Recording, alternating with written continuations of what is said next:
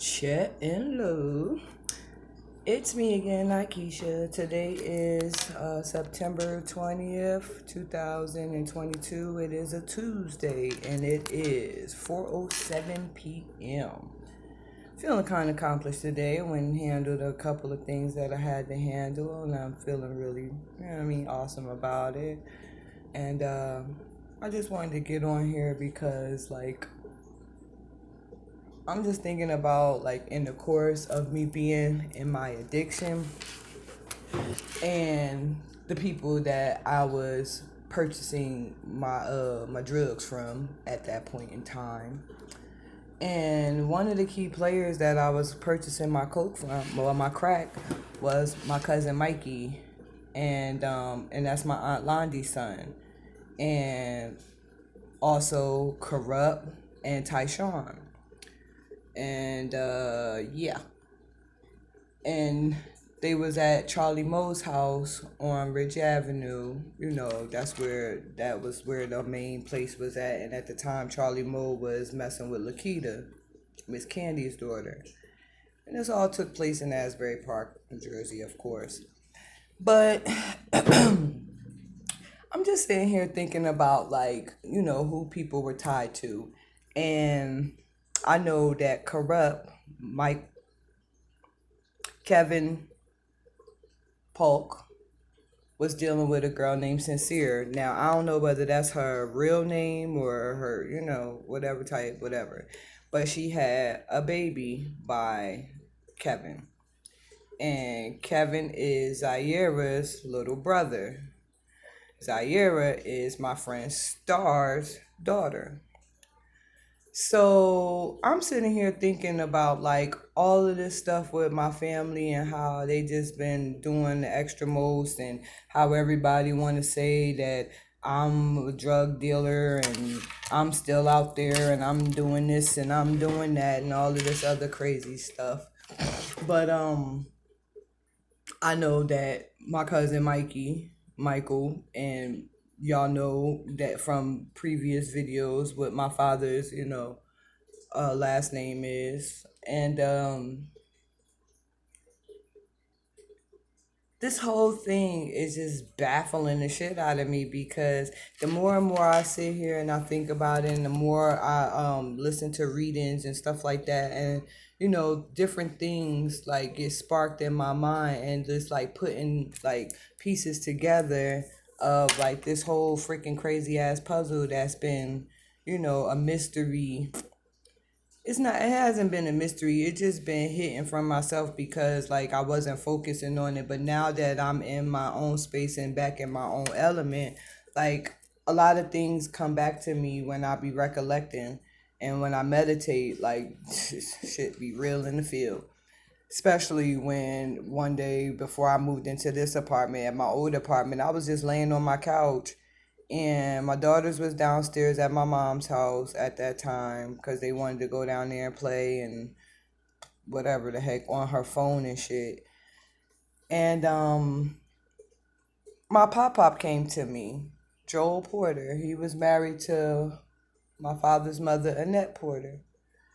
And he had told me that he was poisoned. Real talk, real shit.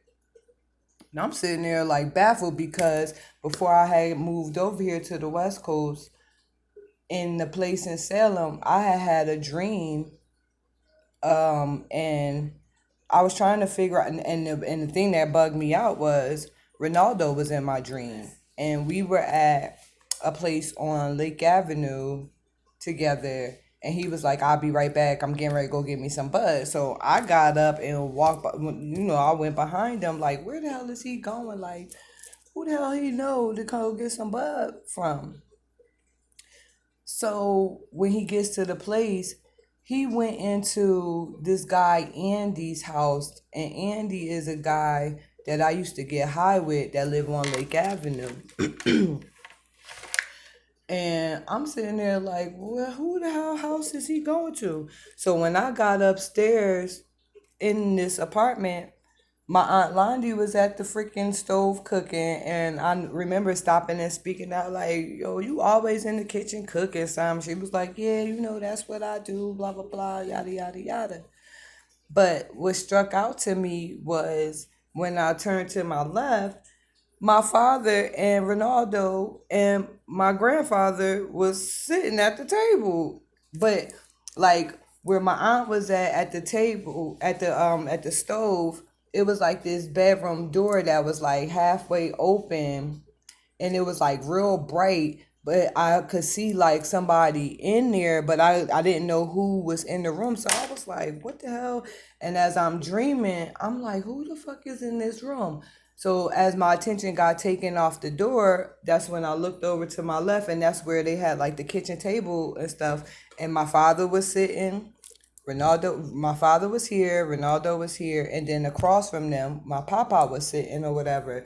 And I couldn't hear what my father and Ronaldo was talking about, but they was smiling and laughing and stuff like that. So I'm like, how the fuck does he know my dad? Like it was like baffling. Like in my dream, I'm like knowing that I'm asleep, but it seemed so real. But at the same time, I was sitting there question marks all over the place. Like, how the fuck does he know my dad? So I didn't think nothing of it. So it was a seat sitting next to my pop pop. So I went over there and I was like, "Hey, pop pop, how you doing?" Or whatever. And as I'm sitting there talking to my pop pop, I'm looking over across the table, and Ronaldo and my dad like was just having a good old time in conversation. But what was crazy was I couldn't hear what they were saying, but they was like enthralled, like they was like best buddies. Like I don't freaking know, but it was just weird.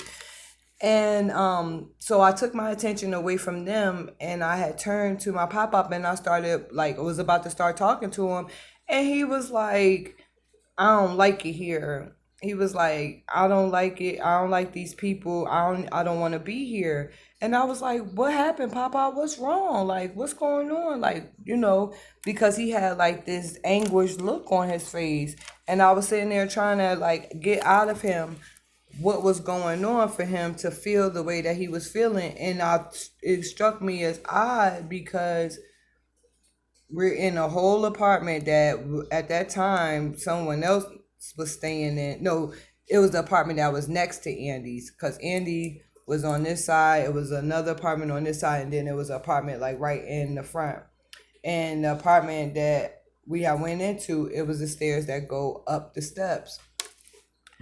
And anyway, I'm sitting there like trying to figure out what the heck my pop out was like trying to tell me, but he had this worried look on his face, but he just kept repeating over and over again, like, I don't want to be around these people. I don't want to be around them. Get me away from them. Like, and it was like in that split second of me, I know that I was getting ready to like talk some more to my grandfather, but I woke up because I'm looking around like, what the fuck? Because it seems so real. It seems so real. So now that I look back on it, because I never forgot that dream, it stands out to me the most because, like, I haven't seen my pop up since I was a little kid, since I had left from Annette's house. Like, and I was like 8, about to be 9 years old, and I'm 41 years old, and I had this dream when I was like 37. Yeah, because it was the year before I had moved, but before I had left from Salem, and I left Salem July 2nd of 2019. So I had the dream the year prior to, which was in 2018. And I had this dream that seemed so freaking real. It bugged me the fuck out. And to this day, like, I'll never forget that dream. I say that to say, like, connecting the dots and connecting it all, like when it comes to what those family members that was around him was doing, and was significant to me, is Aunt Londi being at the stove cooking. Now,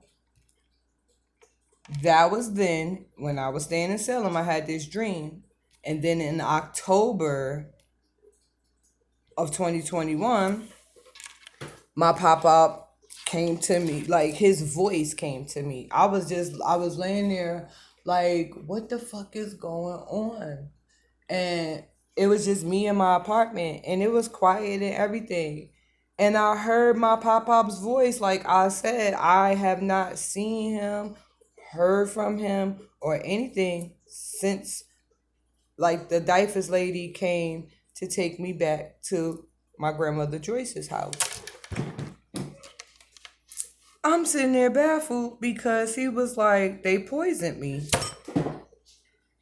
They poisoned me and they was all in on it. What? What the hell? Like, I was just laying there and it just came with ease. Like, me hearing his voice clear as day, as if he was sitting right next to me on my living room couch. And at this time, I had started packing up my stuff because I was preparing. I wanted to be able to move from there where I was at, but I didn't move from there until I didn't move out of that apartment until the ending of December, which was December 30th.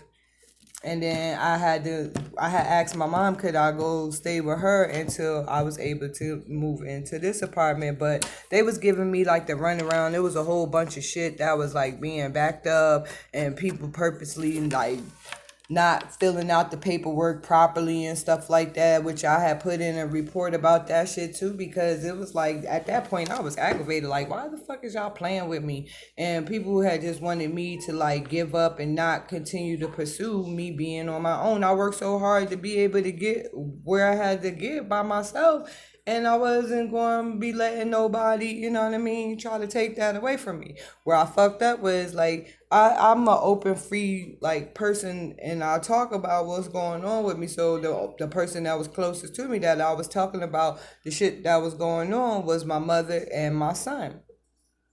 So everybody was aware of, you know, the shit that was going on or whatever. And at the same time, like the neighbors, the freaking property manager, Ricky, the fucking Oso, his boy that stayed across the freaking way from him in the apartment, the lady Terry that lived next door to Oso's homeboy, then the lady Tony that had like was trying to get custody of her two grandsons or whatever.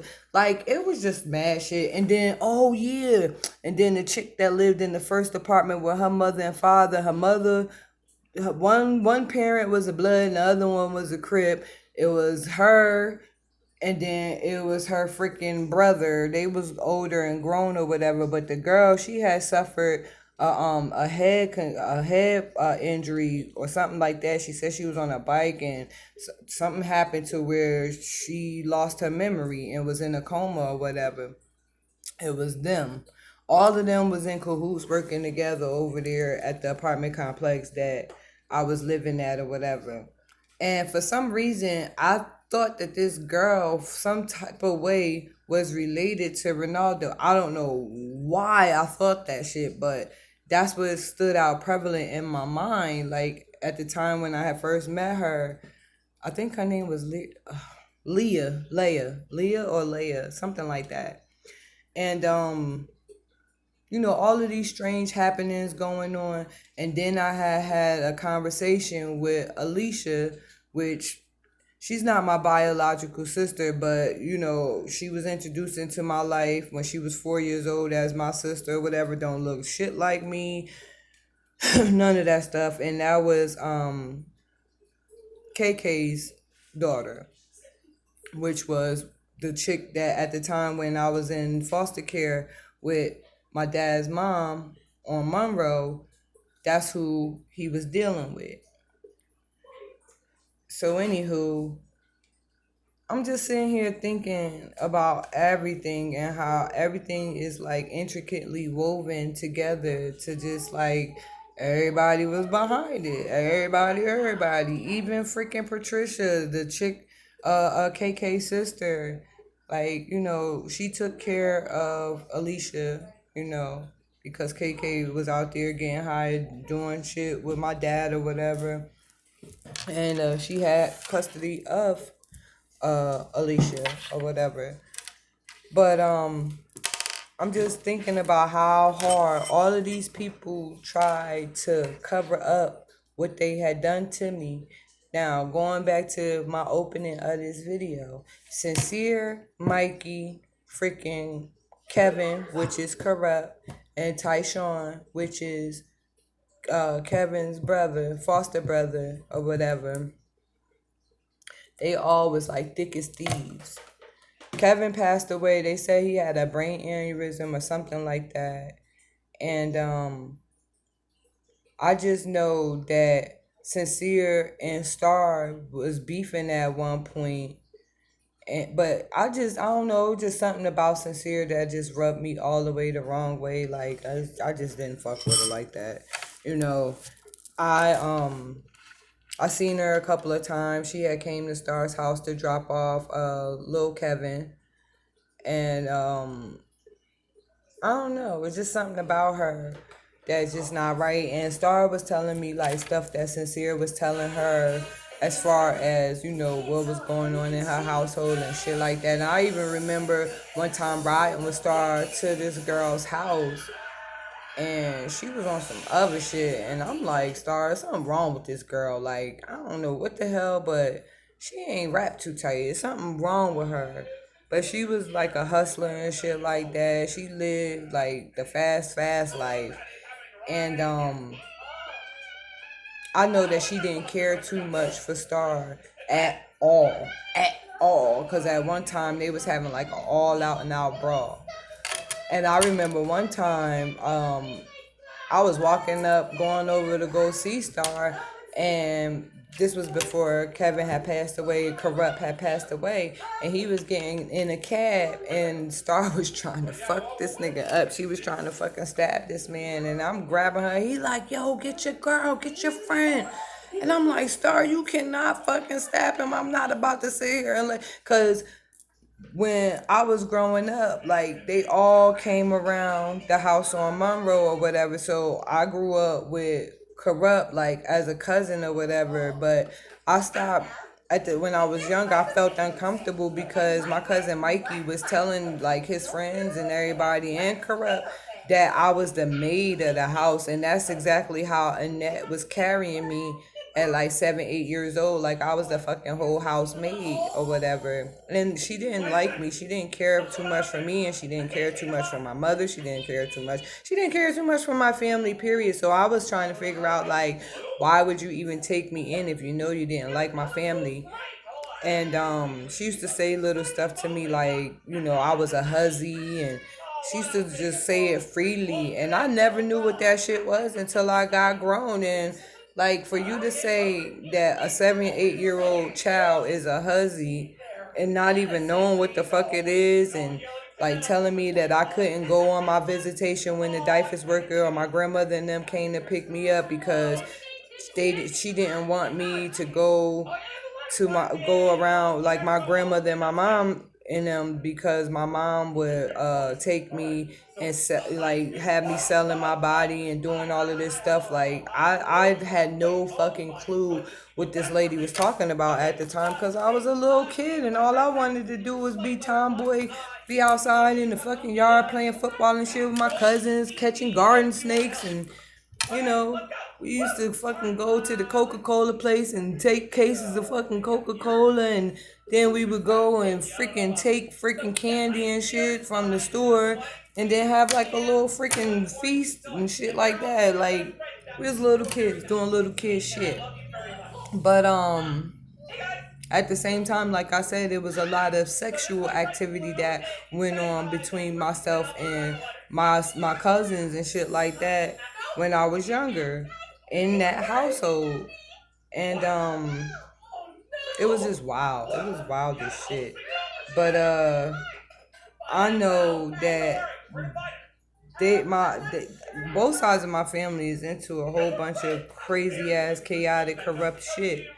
But it makes me think even more that they to this day was trying to set me up, because I know that it was like reported back, oh yeah, she out here getting high and she doing this and she doing that, and they probably was recording me getting high and sitting there drinking or whatever the heck I was saying at the time when I was over there, because I used to go over there and get high at Charlie Moe and them house and shit like that. And then Lakita was fucking tweaking the fuck out because she was saying that I was fucking Charlie Moe and all of this other crazy ass shit. Like, Keita was out there, like, ripping and running the streets all willy nilly. She was even fucking Prince, Michael, which is Ayana's father. And Ayana is my brother Mashawn's child's mother.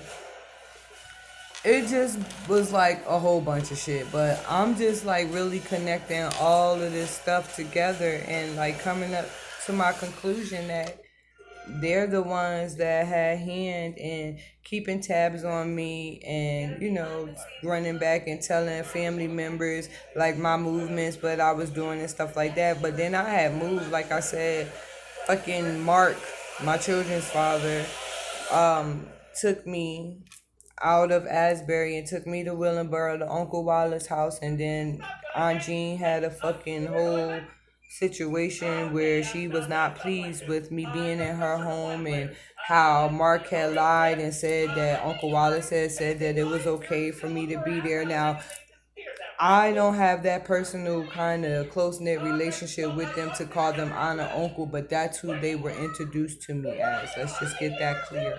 But I had spoken to Aunt Jean on the phone a couple of times while Mark and I were together, and then I had spoken with Aunt Jean after Mark and I was together. Because I was looking for him. I was worried about him, you know what I mean? Because, like I said, like after we parted ways, I had Sinai, and he was still out there doing the same thing. He had went with Michelle, and I had spoke to Michelle. I had told Michelle what was up through a text message. I still got that shit to this day. Like, you really don't know who you dealing with. Like, this nigga is really not who you think. Do you even know what his real name is? Because I don't even know who the fuck this nigga really is. For real, for real. You know what I mean? Like, and we had a conversation, but he was upset that I was speaking with her on certain things, and he made her stop communicating like with me. But he was lying to her, saying I wouldn't let him see our children, and that was clearly not the case. Like I told her, like, however your children came about or whatever, you sleeping with him in my home and everything like that, you helped him get me locked up,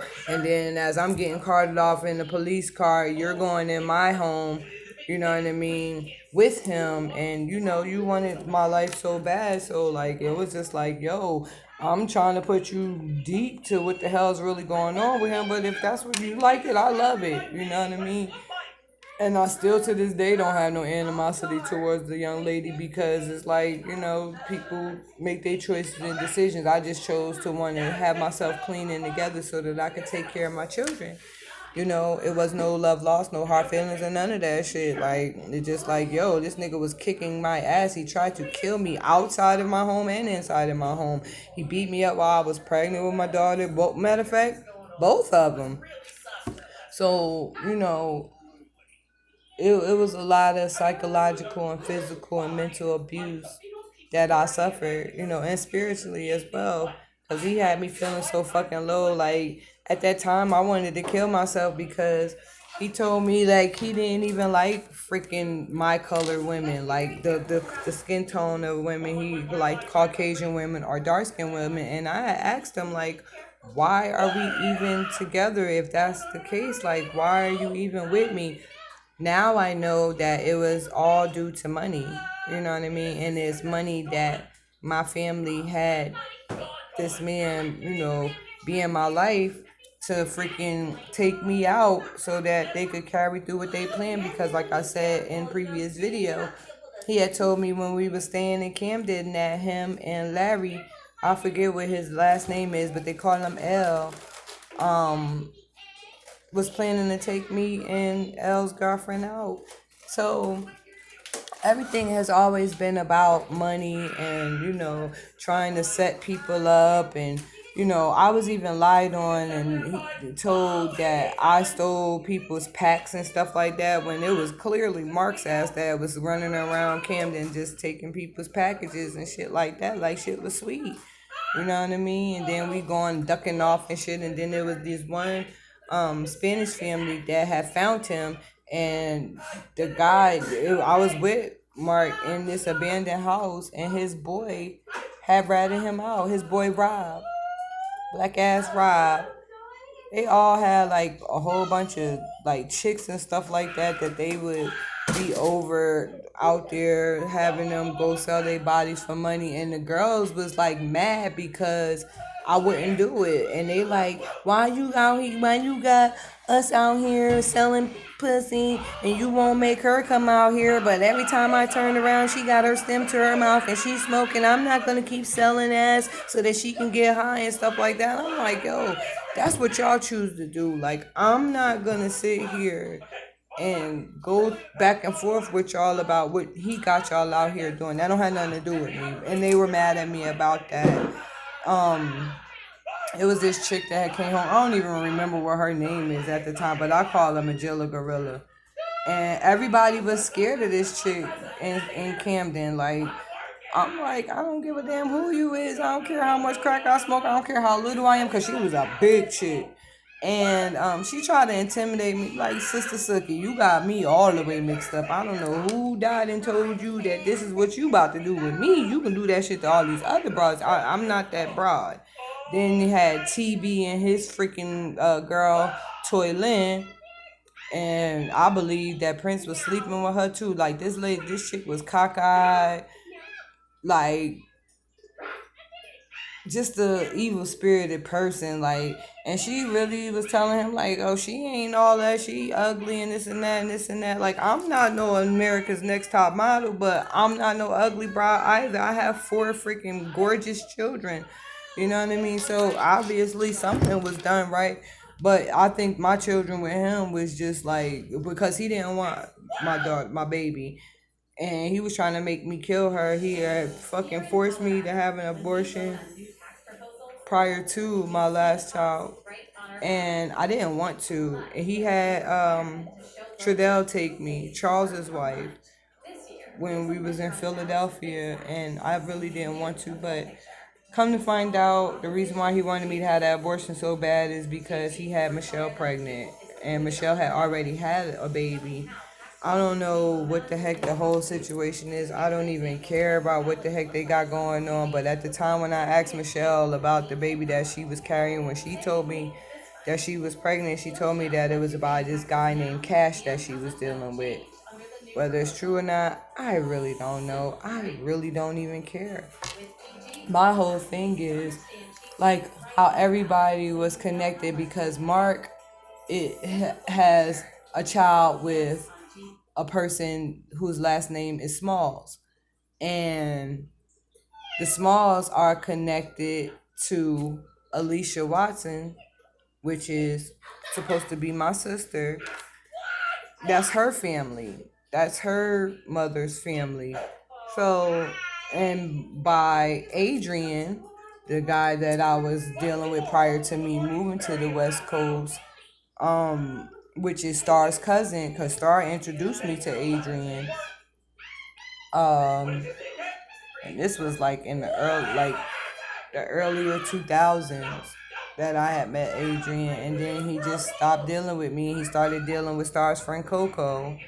I don't know how that wound up, but I just know that Coco, Star had told me that Coco freaking was purposely like falling down steps and doing crazy ass shit when she was pregnant by Adrian or whatever. And I don't know whether the baby was born or she lost it and while the baby was still in her stomach, but Star told me that she was doing like mad crazy shit because Adrian was fucking like, I guess he was cheating on her, and this girl was like fucking head over heels for this guy, and she really harmed that baby,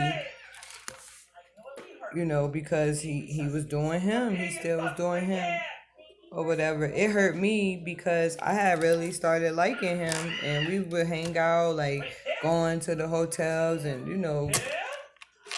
I don't know what the heck, but I had started developing, some feelings for this guy, but yeah, and then it was like 10 years had passed, and then ran back up into him through Facebook or whatever. He had reached out, and I was communicating, asked him how he's doing or whatever, but yeah, these are all the ties that, I'm connecting the dots to a lot of things, and it's just like, damn, y'all really, really put years into this shit. Like, years into this shit. Hope you got your money's worth. You need to get a refund because I'm still here. I ain't dead. So, whoever was in the plot and in the scheme and got paid to do certain things to me, I hope it was worth it for y'all because I ain't have nothing but genuine love, care, and concern. No matter how fucked up I was out there getting high, I still didn't lose my heart. And even in my sobriety, like, I still have the heart that I have. I just know how to regulate who I have coming and going in and out of my life. Right now, it's me and my children that, I'm focused on getting myself together, and solidifying me, being whole within myself. And whoever is meant for me, I know that the creator and the universe is going to perfectly align me with who I'm supposed to be with when it's time.